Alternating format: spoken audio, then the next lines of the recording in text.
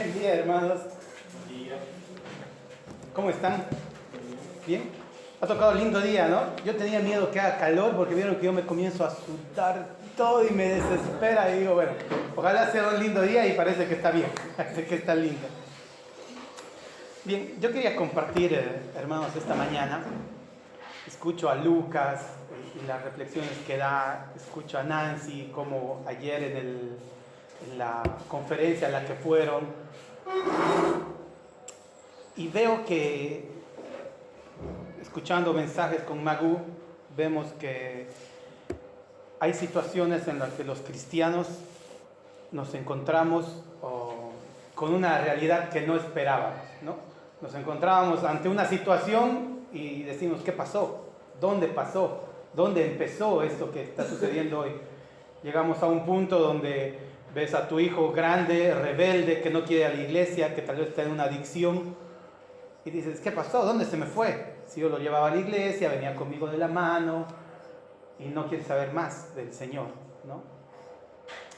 Y yo recuerdo cuando estaba en la escuela, aproximadamente debe ser el primer grado de secundaria. En Bolivia se divide en dos, 6 y 6, ¿no? De los 12 años. Entonces habré tenido, ¿cuánto? 12 años, 13 años, ¿no? Y memorizamos un poema, nos hicieron memorizar un poema y ese poema nunca más me lo olvidé. Desde la vez que memoricé nunca más me lo olvidé. El poema se llama Vida, creo que es anónimo, ¿no? Entonces les voy a dar un pedacito del poema. Empieza y dice, muy cerca de mi ocaso, debe ser una persona grande, dice, yo te bendigo vida porque nunca me diste esperanza fallida, ni trabajos injustos, ni pena inmerecida. Porque veo al final de mi rudo camino que yo fui el arquitecto de mi propio destino. Y ahí continúa hasta el final, ¿no? El poema. Y esta parte es la que a mí en ese momento ya me golpeó, porque veo al final de mi rudo camino que yo fui el arquitecto de mi propio destino. Y veo que a las personas cristianas, veíamos una estadística con Magu en Estados Unidos, que son muy de hacer estadísticas, que la misma cantidad de matrimonios cristianos se divorcian que en el mundo. Es igual. Es igual. Ellos, y ese matrimonio cristiano ha sido arquitecto de esa situación, de ese rompimiento. Entonces, ¿cómo no puede ser diferente? O sea, Estados Unidos, que tiene mucha más trayectoria, digamos, una historia más grande en la vida cristiana, que inclusive su constitución está basada en principios cristianos, y está igual que el mundo. Las iglesias cristianas allá están igual que en el mundo. No conozco las estadísticas acá de Argentina, ni de Bolivia, pero veo que los mismos problemas y las mismas frustraciones y los mismos desengaños que tiene el mundo muchas veces se presentan en los cristianos, ¿no? Se presentan en nosotros. Llegas a cierta edad y dices, ¿qué conseguí en mi vida? Muchas veces conozco hermanos en Bolivia y dicen, ¿y de qué me sirvió ser cristiano para mi vida acá?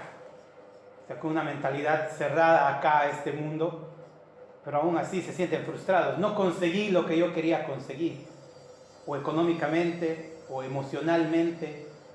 Se ven personas grandes, mi mamá, por ejemplo, es un ejemplo de frustración. Construyó una casa grande, una casa de 3 plantas. La casa tiene 5 baños, la casa de mi mamá, ¿no? Tiene un baño abajo, tiene 3 baños arriba y tiene 2 baños en el otro piso. Es gigante. Cuando la terminó de construir solo quedaba yo, mis 2 hermanos se habían ido. Mi papá se había ido de la casa con otra familia. Y cuando me fui yo quedó ella sola en su casa gigante. Entonces ella, después del tiempo, se convirtió al Señor y me dice, ¿para qué construir la casa tan grande? No la puedo ni limpiar, no me alcanza el tiempo ni para limpiarla. Entonces yo veo que llegamos a un punto y decimos, ¿qué pasó? ¿Por qué? ¿Por qué me encuentro acá? Sentimos a veces desperdiciado el momento, ¿no? Y yo lo relaciono con mi trabajo, lo relaciono con la palabra, y quiero que por favor busquemos en 1 Corintios 3:11.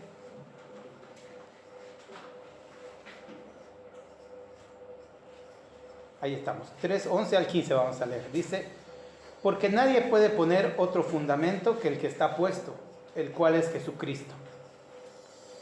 Y si sobre este fundamento alguno edificare oro, plata, piedras preciosas, madera, heno, hojarasca, la obra de cada uno se hará manifiesta, porque el día la declarará, pues por el fuego será revelada, y la obra de cada uno, cual sea, el fuego la probará. Si permaneciere la obra de alguno que sobreedificó, recibirá recompensa.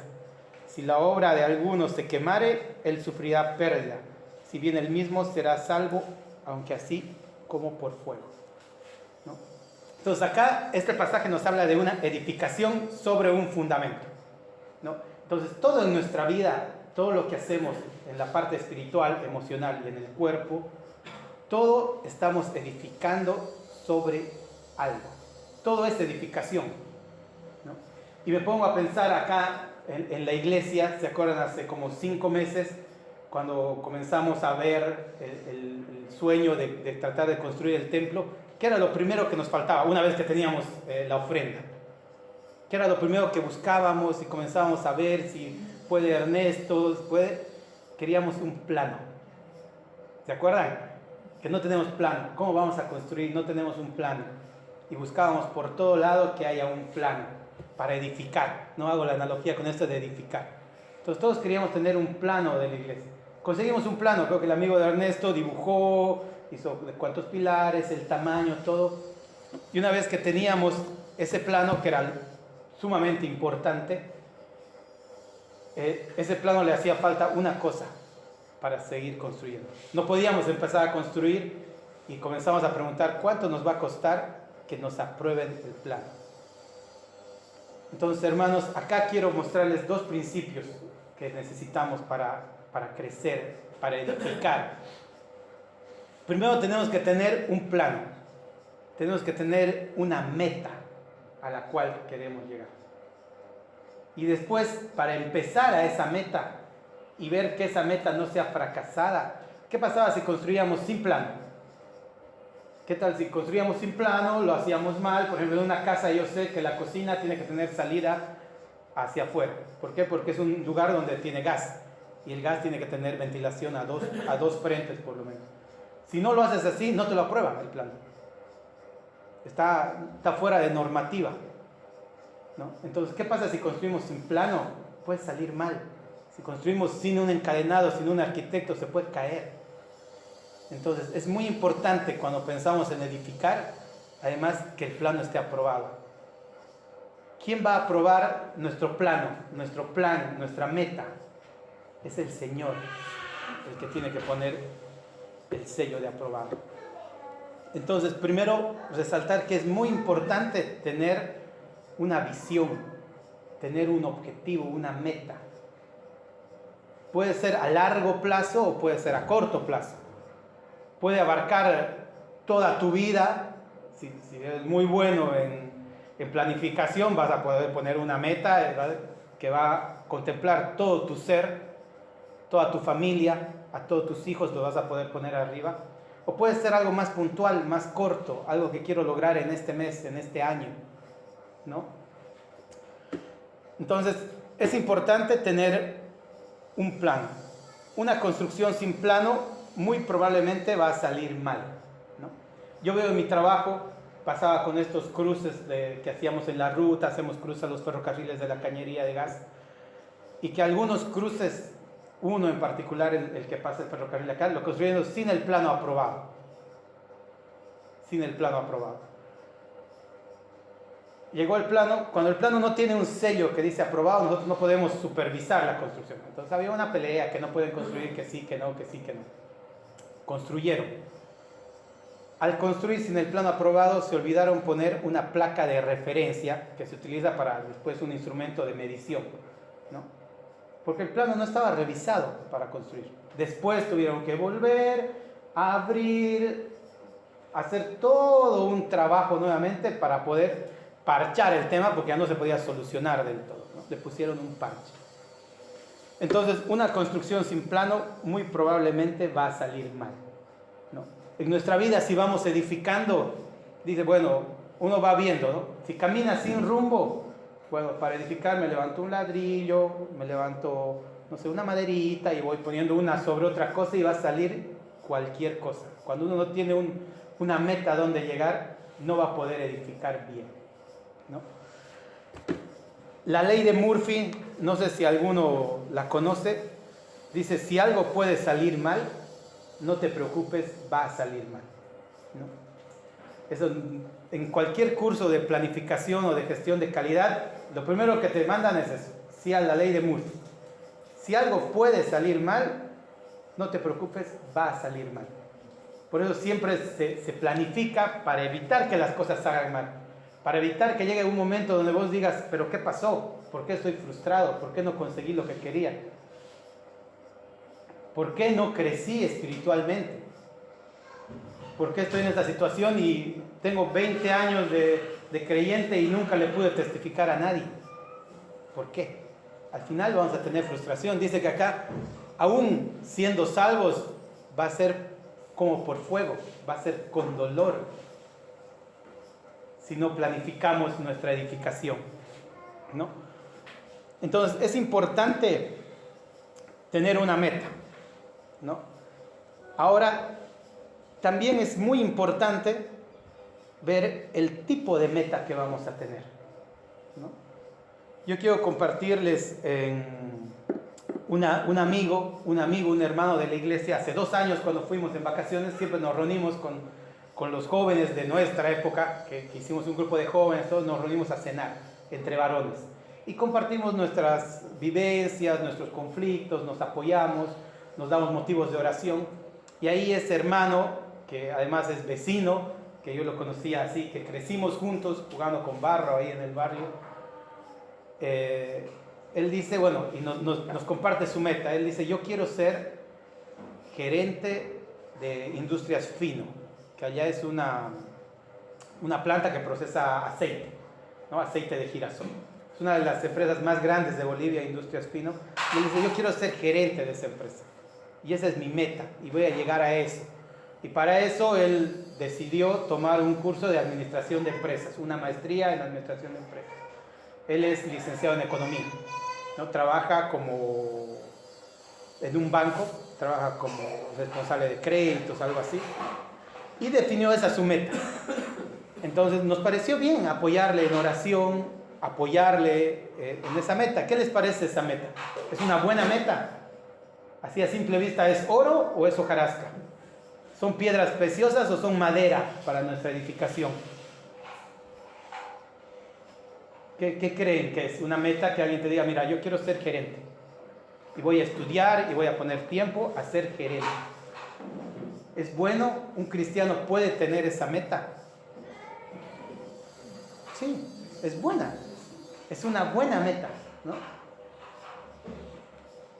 Pero siempre las metas dependen de lo que uno hace para llegar a la meta. Este año que fuimos, él llegó a ser gerente de la sucursal de su banco. Ahora es gerente del banco. Todavía no es gerente de Industrias Fino, pero llegó a ser gerente de la sucursal de banco. Está haciendo su maestría en administración de empresas, ¿no? Pero cuando llegamos allá me encuentro que él ya no se congrega. Y cuando lo vamos a buscar con nuestros amigos, que todos vamos a fin de año a Cochabamba y todos nos reunimos, y él dice, yo estoy para cosas más grandes que ir a perder mi tiempo los domingos en la iglesia.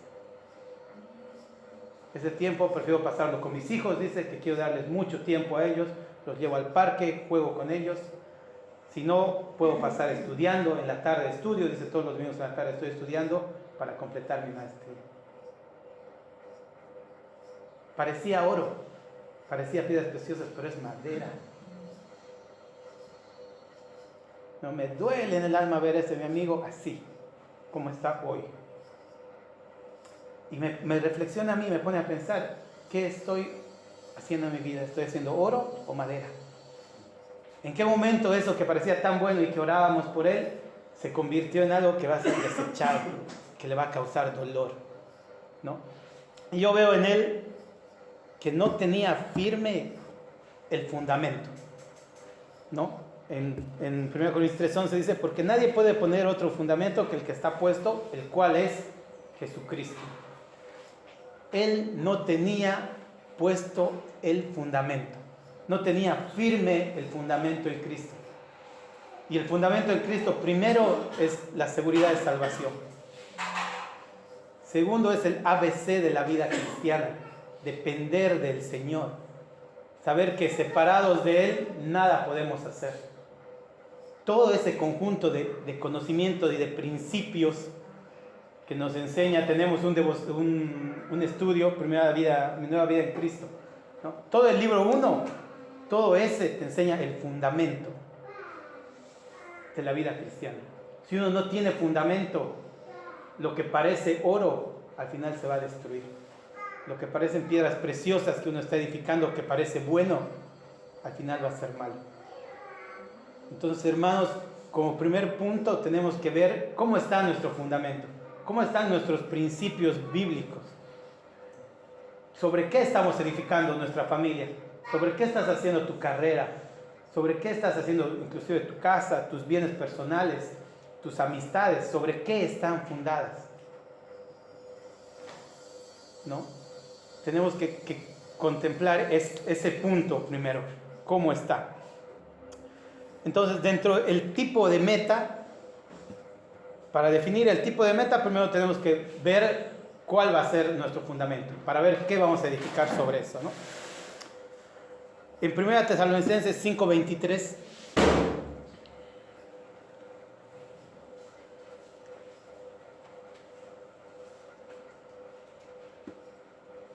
Primera Tesalonicenses 5:23 dice: y el mismo Dios de paz os santifique por completo, y todo vuestro ser, espíritu, alma y cuerpo sea guardado irreprensible para la venida de nuestro Señor Jesucristo. Acá quiero resaltar cuando dice: y todo vuestro ser, espíritu, alma y cuerpo sea guardado irreprensible para la venida de nuestro Señor Jesucristo. Entonces, nuestra meta debe contemplar estas tres áreas: espíritu, alma y cuerpo. El espíritu es la relación que tenemos con Dios, es la parte de nuestro ser que nos permite relacionarnos con Dios. Tiene que crecer, debemos crecer espiritualmente. Si una meta no contempla tu crecimiento espiritual, no sirve. Todo vuestro ser, espíritu, alma. El alma es tu voluntad, tus emociones, cómo te relacionas con los demás, es tu corazón, ¿no?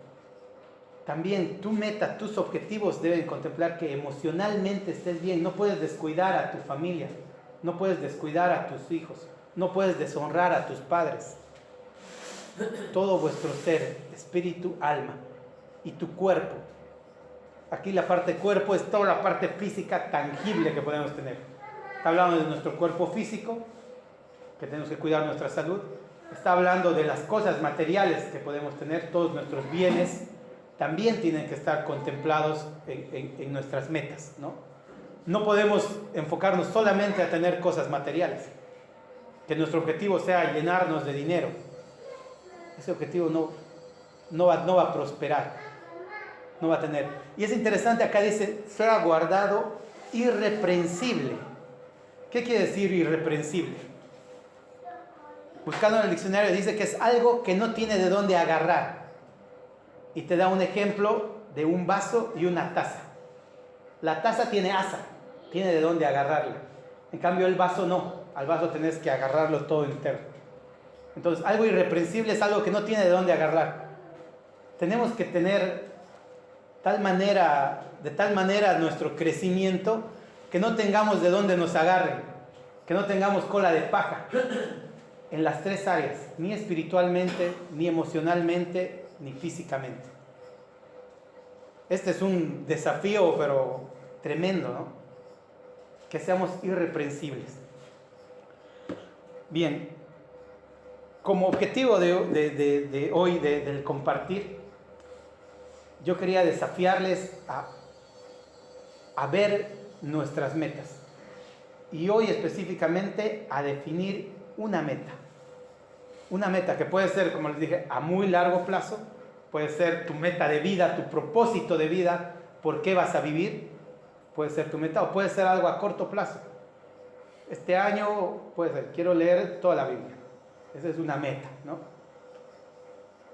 O puede ser como Magú, tenemos una meta que es este año queremos bendecir a los matrimonios. Esa es nuestra meta como pareja, como familia. Esa es una meta. Cuando vinimos acá a la Argentina teníamos la meta de estudiar, ¿no?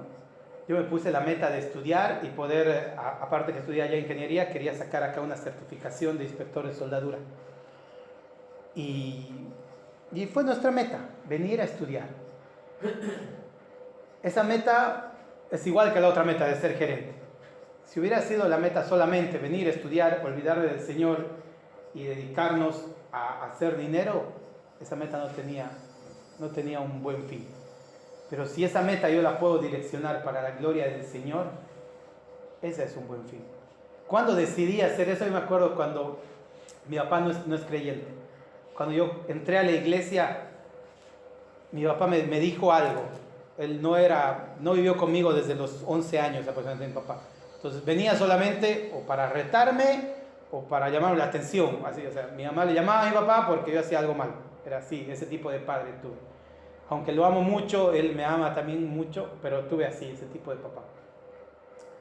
Cuando me fui a la iglesia, a mi mamá no le parecía, no era creyente, a nadie le parecía que esté asistiendo a la iglesia.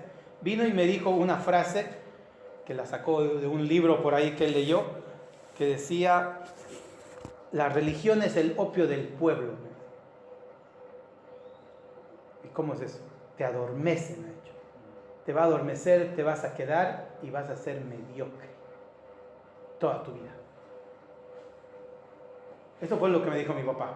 Te vas a meter a la religión y la religión es el opio del pueblo. Lo dijo no sé quién, Carlos Freire. Sí, está.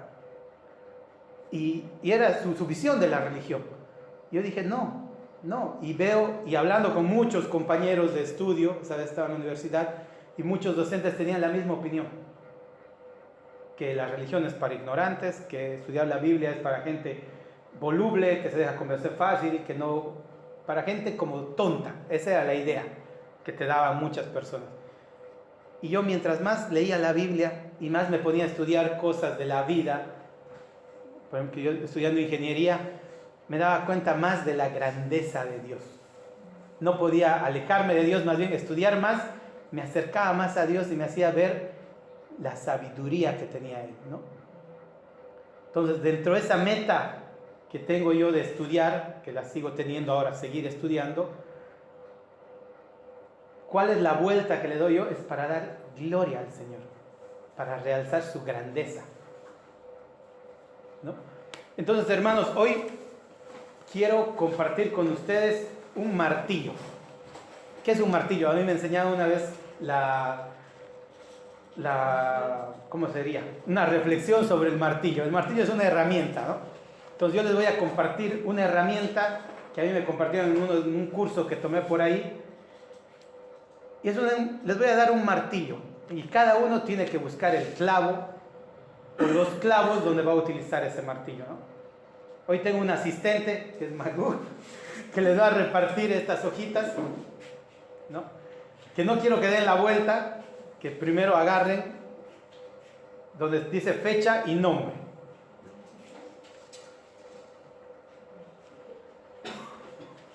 No la abran todavía, no la abran. Ciérrenla así y ahí acá dice así cerradita, dice fecha y nombre.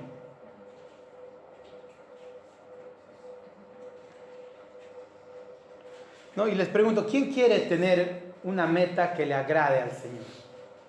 ¿Quién quiere edificar oro, piedras preciosas sobre su vida? Ahí está, allá hay una, la única que quiere. Nadie más quiere edificar. ¿Sí? Todos queremos edificar, ¿no? Bien, entonces acá, préstame la lapicero, amor. Bien, entonces vamos a utilizar, les voy a enseñar a utilizar este martillo que me han enseñado a utilizar a mí, para que tengamos una meta que le pueda dar la gloria al Señor, ¿no? Una meta, tener un plano que el Señor le ponga un sello de aprobado. Aprobado para construcción, nos lo ponemos. Listo, esa meta que tienes, ese plan que tienes, está bien, realízalo, ¿no? Entonces, primero definamos una meta. Cada uno quiero que ponga, que escriba una meta. Puede ser a largo plazo, puede ser a corto plazo, puede ser en tu vida profesional, en tu vida personal, como tu familia, cómo quieres criar a tus hijos. Cualquier tipo de meta. Lo que a vos te quieras hoy decirle al Señor, esto es lo que yo quiero hacer. ¿No? Entonces, a ver, piensen y escriban. Acá a lo largo, vamos. Ahí a lo largo, al lado de donde dice meta, donde está todo ese salmoncito.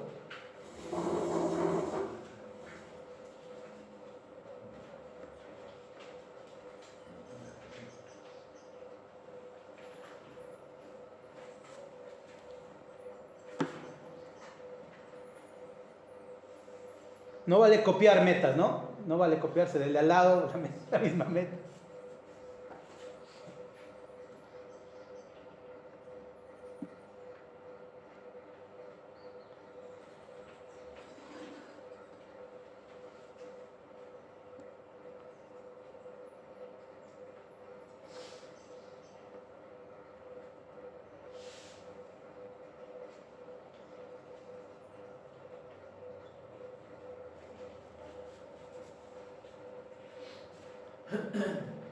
Bien, ¿ya tienen escrita una meta?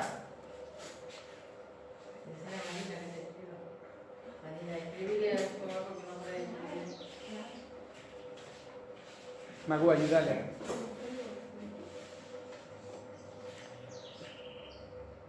Ahí está. ¿Todos han escrito una meta? ¿Se puede compartir a alguien? Lucas, ¿puedes compartir tu meta? Sí. ¿Sí? Sí. Bueno, son dos cosas, pero están relacionadas. Está. Una es aprender a ser padre y criar a mi hija. Criar a tu hija. Genial, qué muy buena meta, ¿no?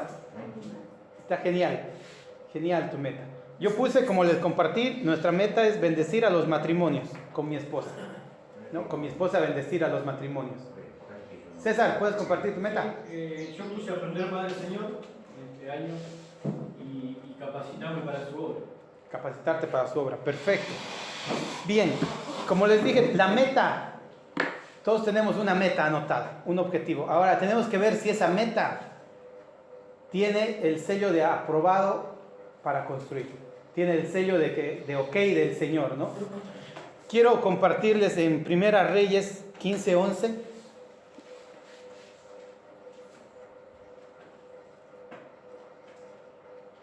Dice, Asa hizo lo recto ante los ojos de Jehová, como David su padre. Asa era rey de Judá, ¿no? Y en el 15:26, en mismo Primera Reyes, está hablando de Nadab, dice, e hizo lo malo ante los ojos de Jehová, andando en el camino de su padre y en los pecados con que hizo pecar a Israel. Entonces, acá hay dos partes que quiero resaltar. En Primera Reyes vemos la vida, describe la vida de todos los reyes. Y es interesante cómo de muchos reyes, lo único que resume la Biblia es, ¿hizo lo bueno ante los ojos de Jehová o hizo lo malo ante los ojos de Jehová? O sea, no hay medias tintas. O haces lo bueno o haces lo malo. Entonces, evaluemos nuestra meta. Cada uno escribió su meta y ponga, ¿el Señor estará de acuerdo con esta meta? ¿Está de acuerdo? No es una meta egoísta que excluye a mi familia, que excluye a mi esposo, que excluye a mis hermanos.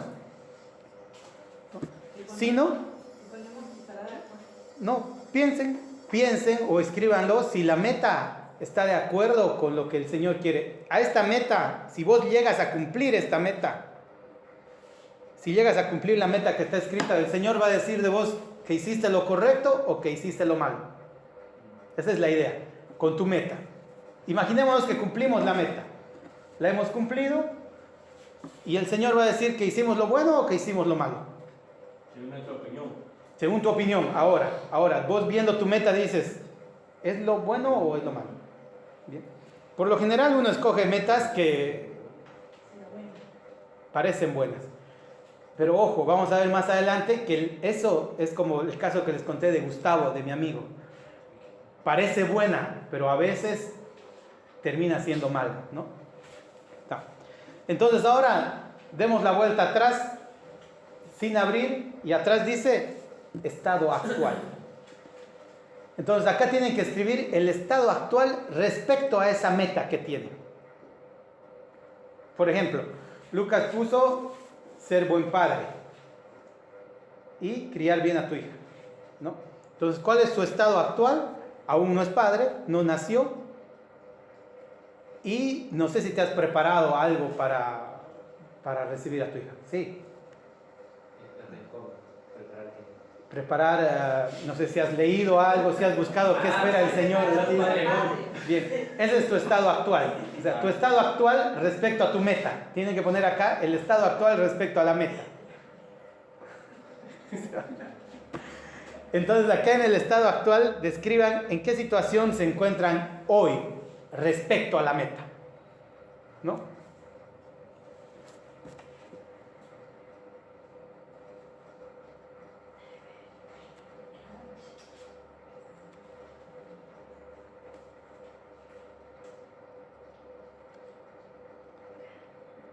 Entonces yo puse, por ejemplo, con Magú, visitamos a matrimonios eventualmente, o sea, casi cuando nos acordamos. Esa es la realidad de nuestra relación hacia nuestra meta, que es bendecir matrimonios, es que visitamos a matrimonios, pero esta semana sí, la otra tal vez no, tal vez el otro mes sí, es así, ¿no? Bien. ¿Alguien quiere compartir su estado actual? Caro, ¿Sí? ¿tu meta y tu estado actual? Resplandecer como persona, ser humilde y exitosa a la vez. Me falta crecer y afirmarme en ciertos principios del estado actual. Ahí está. Tu estado actual. Perfecto. Pero entonces, teniendo el estado actual y la meta, vamos a abrir y vamos a descubrir el 1. Jálenlo el que dice 1 hacia atrás y ábranlo así. Solo el que dice 1.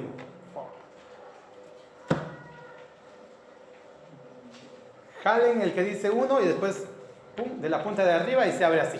Y queda el de abajo, el 2 doblado, ¿no? Bien. Y acá está la primera parte. Esto que tenemos acá, la meta arriba y el estado actual abajo.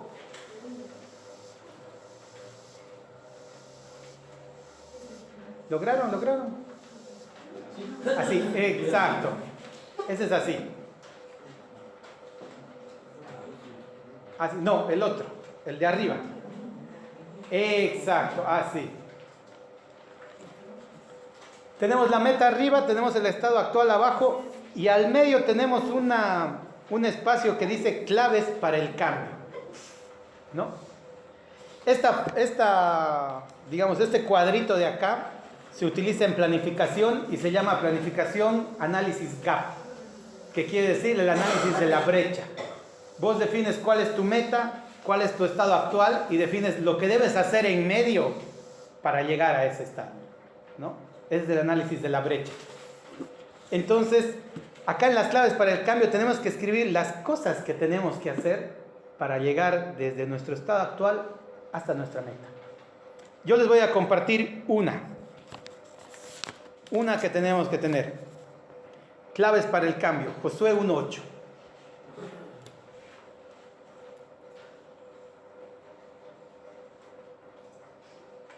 En Josué 1:8 dice: nunca se apartará de tu boca este libro de la ley, sino que de día y de noche meditarás en él, para que guardes y hagas conforme a todo lo que en él está escrito, porque entonces harás prosperar tu camino y todo te saldrá bien, ¿no? Acá tenemos una promesa del Señor que dice: si vos lees la palabra, estudias la palabra, retienes la palabra y la pones en práctica y haces conforme a todo lo que está escrito, dice, todo te saldrá bien. Todo te saldrá bien. Esta meta que tenemos acá arriba, que ante nuestros ojos parece que el Señor la aprueba, si no la acompañamos de este principio bíblico, no está garantizado que salga bien. Pero si la acompañamos de la lectura de la palabra, del estudiar la palabra, meditar en la palabra, guardar la palabra y hacer conforme a lo que está escrito en él, todo nos saldrá bien. Lograremos nuestra meta. ¿Estamos? ¿Hasta ahí estamos de acuerdo? ¿Todos? Perfecto. Entonces, como número 1 del estado actual arriba, anoten 1. Y para lograr esta meta, tenemos que estudiar la palabra, leer la palabra y todo. Pero acá, en estas claves del cambio, tienen que tener dos cosas fundamentales, las claves. Una clave para el cambio no sirve si no es medible. Si no la puedes medir, no sirve. ¿Qué quiere decir? Si yo pongo acá a leer y estudiar la palabra, listo. ¿Puedo medir eso? No. Porque ¿contra qué lo mido? Entonces lo que tenemos que poner acá es, voy a leer la Biblia 2 veces por semana, 2 horas. Eso es medible. Y además tiene que tener un tiempo. La clave para el éxito, la clave del cambio, para poder realizarla, para poder evaluarla después de este análisis, tiene que ser medible y tener un lapso de tiempo. Si no, no se puede. O sea, si ponemos solamente leer la palabra, sí, va a quedar en nada. Entonces, acá donde ponemos 1, sabemos que tenemos que leer, estudiar y hacer conforme a lo que he dicho. Entonces, definan ustedes, según su tiempo, según su análisis y según la rapidez con la que se quiere llegar a la meta, el tiempo y cuánto van a leer la palabra, ¿no?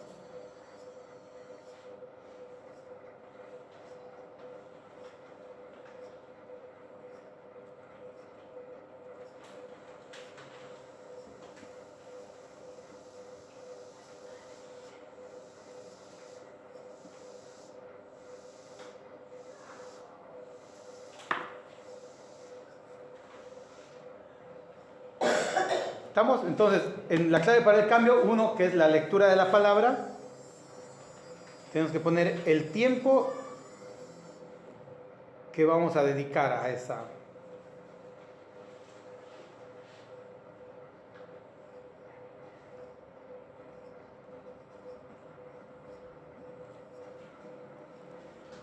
Bien, ahora vamos al número 2, el segundo escalón. Piensen ustedes en algo que necesitan hacer para poder cumplir su meta. ¿Qué necesitas hacer para cumplir tu meta específicamente? Algo que tienes que hacer, que vos te das cuenta de dónde estás ahora, para llegar allá, bueno, tengo que hacer esto, ¿no? Por ejemplo, mi meta es bendecir a los matrimonios y mi estado actual es que visitamos eventualmente a algunos matrimonios. Entonces, para poder bendecirlos, yo tengo que buscar material, capacitarme en material que bendiga a los matrimonios, ¿no? Entonces, como mi punto 2, voy a poner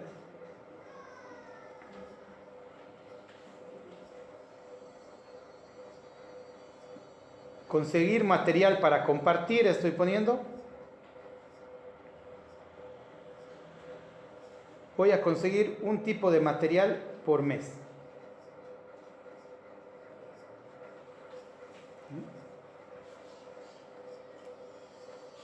Ahí está. Una cosa que ustedes piensen que les ayuda a salir adelante. El siguiente paso. Yo tengo otro más, como 3.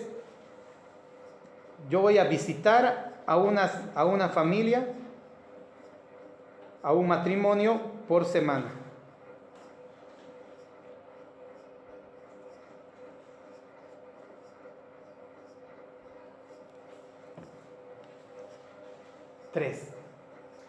Bueno, yo en mi meta puse que a mí me gustaría prepararme para hablar a todas las personas posibles de la salvación. Eso es lo que Esa es la meta. deseo. Incluyendo a toda mi familia, que no es fácil, lo más difícil es la familia. Sí.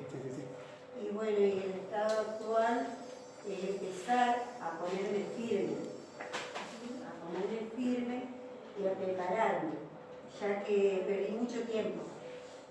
y aprovechar todas las oportunidades posibles. O sea, después de haber trabajado, hablarle a las personas de la salvación. Está. En tu estado actual, ¿a cuántas personas compartiste la palabra de tu familia? Y, por ejemplo, mi mamá que no entiende, pero ya está, a una de mis hermanas, me escucha, pero no acepta. Pero yo trato de meterles a mi hijo, que también escuchan, otros leen la Biblia, pero no van a la iglesia, no se congregan. Pero por lo menos hago lo posible porque escuchen. Está. Porque ellos te escuchan, pero no vienen a la iglesia. Está, perfecto. Entonces, en tus claves para el cambio sería que, por ejemplo, te doy un ejemplo, de 2 veces a la semana compartas con alguien de tu familia un versículo que te haya gustado y que te desafíe o que te haya servido, ¿no? Entonces, así, definilo con tiempo en un lapso, o sea, que sea medible y que tenga un tiempo, ¿no? O sea, decir, me propongo por semana hablarle a 2 personas. Exacto, 2 personas por semana. Ese. Y entonces al final de la semana vos puedes decir, uy, no pude hablar a 2, hablé a 1 o no hablé a ninguna, ¿no? Y ese es otro paso que vamos a ver después, ¿no? Entonces, en tus claves para el cambio, me propongo hablar a 2. Ahora, para poder hablar necesitas, por ejemplo, tengo que memorizar 2 versículos para poder compartir. O veo a una persona, mi hermano, está pasando por un problema matrimonial, por ejemplo. Entonces tengo que buscar versículos que le sirvan a él en este momento. La preparación. Claro, parte de tu preparación. Exacto, ahí en la preparación, buscar partes de la palabra específicas para la problemática de mi familia, que vos conoces, ¿no? Entonces sería así las claves. Como otra, yo les voy a dar otra clave, que está en Proverbios 16:3.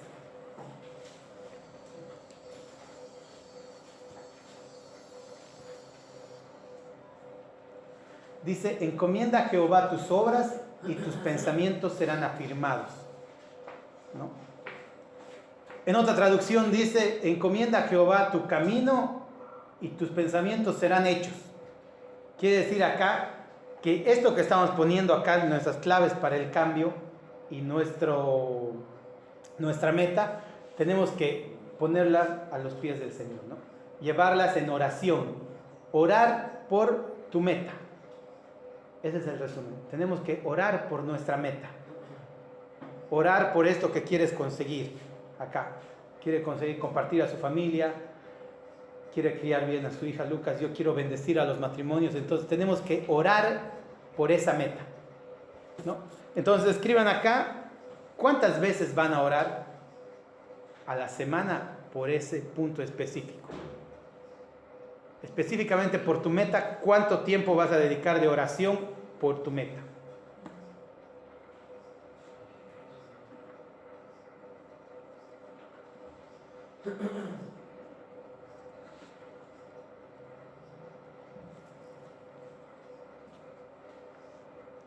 ¿Eso sería en el 3 hoy? El 3 o el 4, depende de cuánto estás anotando vos. Esa es una clave que nos da la palabra para el cambio. O sea, la palabra nos da claves que al final van a definir o nos van a ayudar a que nuestra meta no pase a ser de oro a madera, ¿no? Que no perdamos el objetivo, la clave de nuestra meta, que es dar gloria al Señor, ¿no?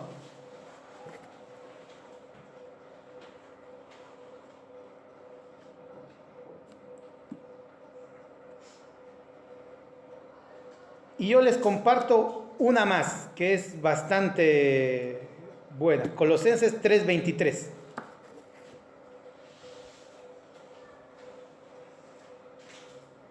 Dice, y todo lo que hagáis, hacedlo de corazón como para el Señor y no para los hombres. ¿Qué nos está diciendo Colosenses 3:23 ahí? Comprométete con tu meta. Hacedlo con excelencia. Si no nos comprometemos con nuestra meta, con el objetivo, pero de cuidado, no se va a cumplir. Va a quedar o en una buena intención o en algo que vas a llegar cuando seas grande, cuando estés en tus últimos años vas a decir, pucha, no pude compartir a mi familia del Señor.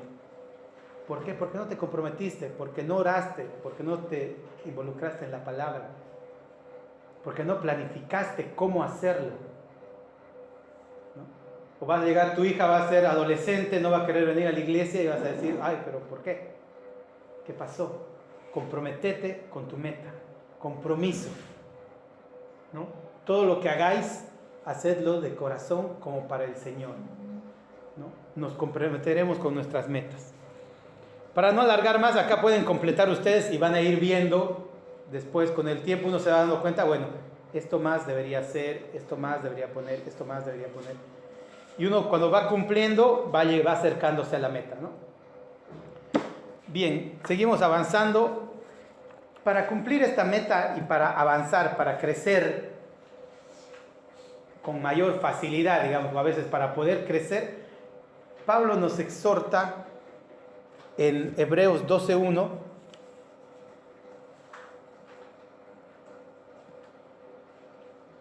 Hebreos 12:1 dice: por tanto nosotros también, teniendo en derredor nuestro tan grande nube de testigos, despojémonos de todo peso y del pecado que nos asedia, y corramos con paciencia la carrera que tenemos por delante. Entonces, para poder avanzar, uno no puede avanzar si está encadenado, o uno avanza muy lento si tiene mucho peso. Esto es como los globos de helio, los globos aerostáticos, que le ponen aire caliente, calienta, pero para despegar, ¿qué hacen? Sacan las bolsas de lastre y comienzan a tirar, y el peso y comienza a subir. Entonces, uno no puede avanzar, no podemos avanzar hacia nuestra meta, o va a ser muy difícil si no nos despojamos del peso que tenemos y del pecado que nos asedia. Si no podemos despojarnos del peso y del pecado, no vamos a poder alcanzar la meta. No lo vamos a lograr. No podemos correr la carrera, como dice Pablo acá, habla de la vida cristiana. Si no te despojas, no vas a correr. Y si corres, no vas a ganar. No vas a lograr tu meta, ¿no? Entonces abran el número 2, que tiene acá el papelito, hacia la izquierda del 2. La abren.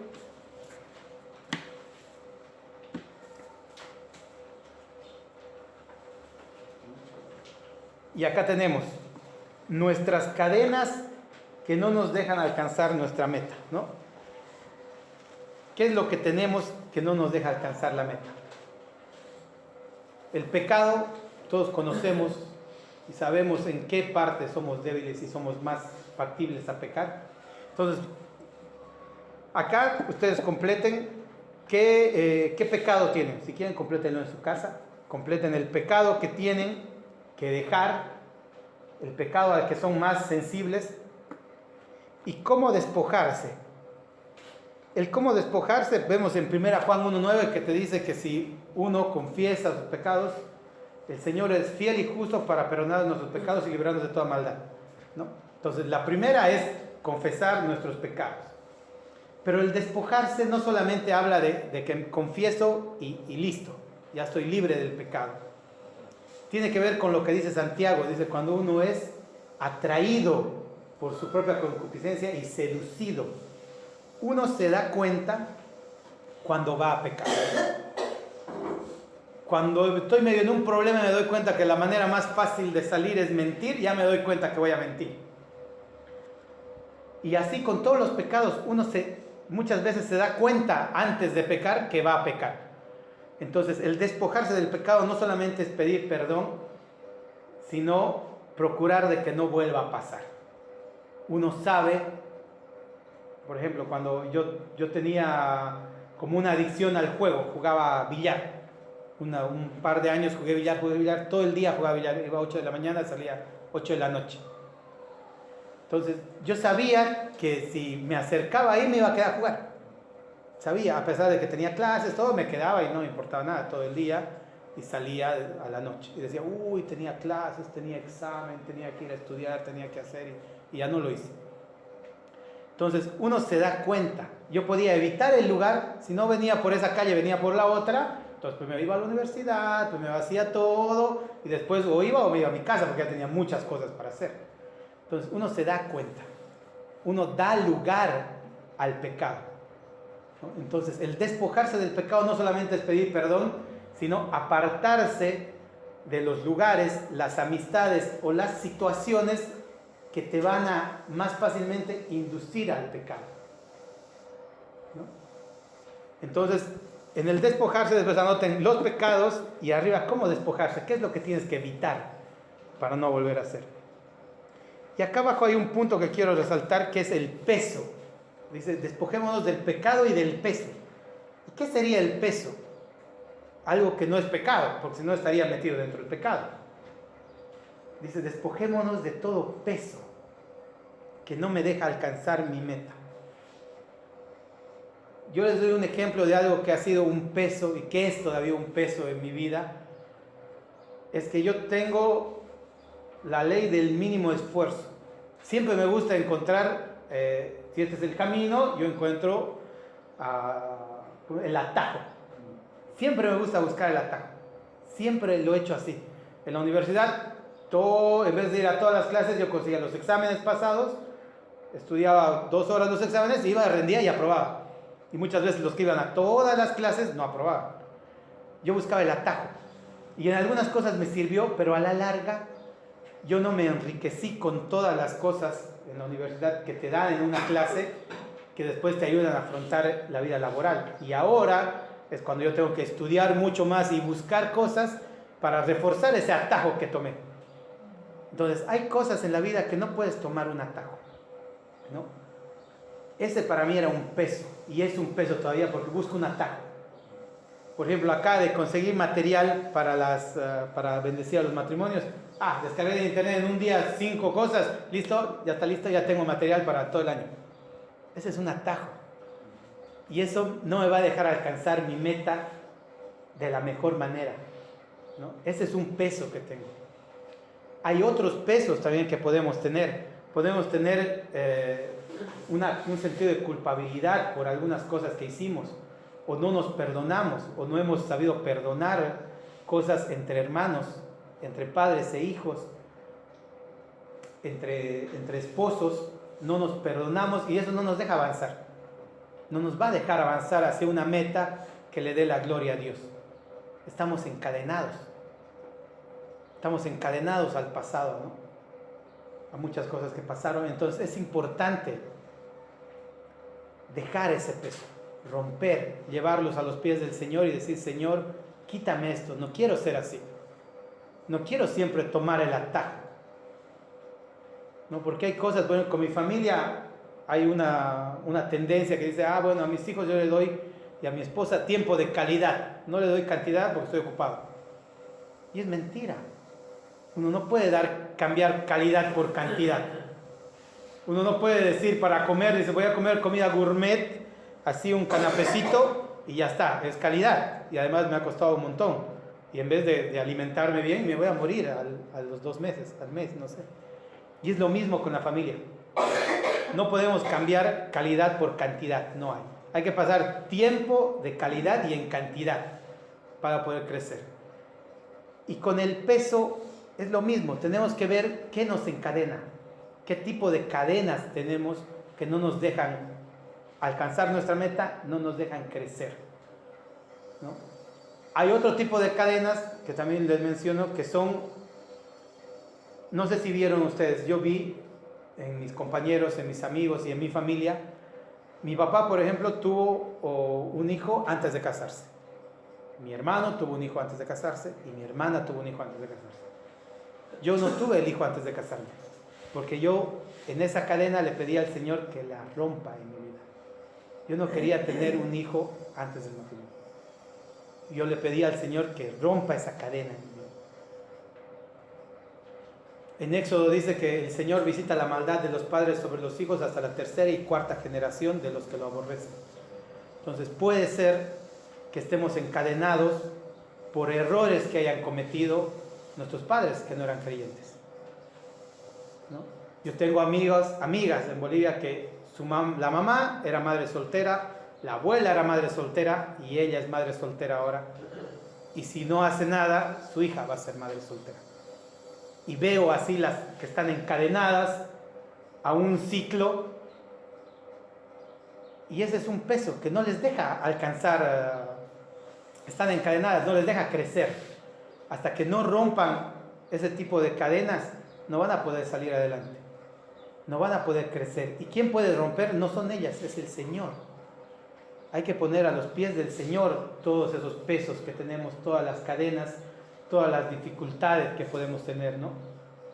Y entonces después vas a poder ver a tu hija victoriosa, a tu hijo victorioso, te vas a poder ver una persona realizada, plena, no solamente realizada económicamente o realizada como persona o realizada en el ministerio. Es triste que escuchábamos esta semana con Magú un mensaje a la conciencia, todos han oído escuchar, del hermano Pablo, famosísimo hermano Pablo. Escuchar al hijo del hermano Pablo que dice: yo no quiero pasar tiempo con mi papá porque cuando yo lo necesité él no estaba, él no estuvo para mí, fue un padre ausente. Es un hermano que llevó a millones de personas a los pies de Cristo, pero toda su vida la dedicó al ministerio, toda su vida, y dejó de lado a su familia. Entonces, hermanos, consideremos el equilibrio en estas metas, consideremos el equilibrio en nuestro caminar, quitémonos el peso y pongamos a los pies del Señor nuestros caminos, ¿no? Como decía Proverbios, que Él va a afirmar, Él es el que va a cumplir nuestros propósitos, nuestras metas. Bien, y como último paso les quiero dar la clave para que esto, el que quiere continuarlo y el que quiere hacerlo, la clave para que esto se cumpla y se ponga a, ¿cómo se dice? Que sea sustentable en el tiempo, ¿no? Que sea sustentable en el tiempo. Magú les va a repartir, que sea prosperado, pero esta planificación que hicimos, yo la hice semanal. Esa planificación semanal no quede en una frustración, sino que vaya mejorando siempre y llegamos a cumplir nuestra meta, ¿no?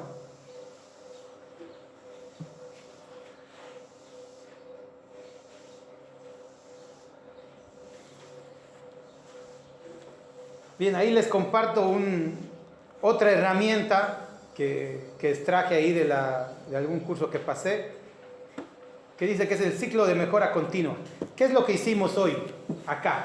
Lo que comenzamos a hacer, yo les desafío a que terminen en su casa de completar la meta, de completar los pasos, los escalones que tienen que llegar para llegar a su meta. Hoy planificamos, definimos qué hacer y en las claves para el cambio definimos cómo hacerlo, ¿no? Ahora, ¿qué es lo siguiente que tenemos que hacer? Después de planificar hay que hacer, realizar lo planificado. Pongan en práctica lo que planificaron. Después, si su planificación es semanal, al final de la semana verifiquen si lo que han planificado ha sido lo que han logrado hacer. Entonces hay que verificar. Por eso les decía que es importante que los objetivos, que las claves del cambio sean medibles, que se puedan medir. Porque si no puedes medir, es muy subjetivo para poder verificar. No puedes evaluar, alguien dijo, no se puede evaluar lo que no se puede medir. Y es verdad, no se puede evaluar lo que no se puede medir. Y es importante evaluar nuestro crecimiento, porque así sabes que estás creciendo. Si no evalúas, ¿cómo sabes que este año, por ejemplo, si tu objetivo era el crecimiento en el Señor, has crecido más que el año pasado, o más que el otro, o más que el otro? ¿Cómo puedes saber si no tienes algo con qué medirlo? Entonces es bueno, es necesario poder verificar, ¿no? Y después de verificar viene el actuar. Dice, ¿por qué lo que planifiqué no lo pude hacer? Entonces uno evalúa y dice, bueno, no lo pude hacer porque, por ejemplo, puede ser que haya puesto, voy a orar 2 horas por día por mi meta. No lo pude hacer porque no me alcanza el tiempo. Entonces tengo que reevaluar esas 2 horas, decir, bueno, oraré 3 veces por semana 15 minutos, que es realizable por mi meta, ¿no? Entonces aquí en el actuar es cambiar las claves para el cambio, cambiar los tiempos y la metodología para poder alcanzar esa clave y así alcanzar tu meta. Bien, hermanos, oraremos por nuestras metas. porque el Señor bendiga nuestros propósitos. Padre bendito, Padre amado Señor, te doy gracias, Padre, por este día. Te doy gracias, Padre Santo, porque tú eres un Dios de planificación, Señor.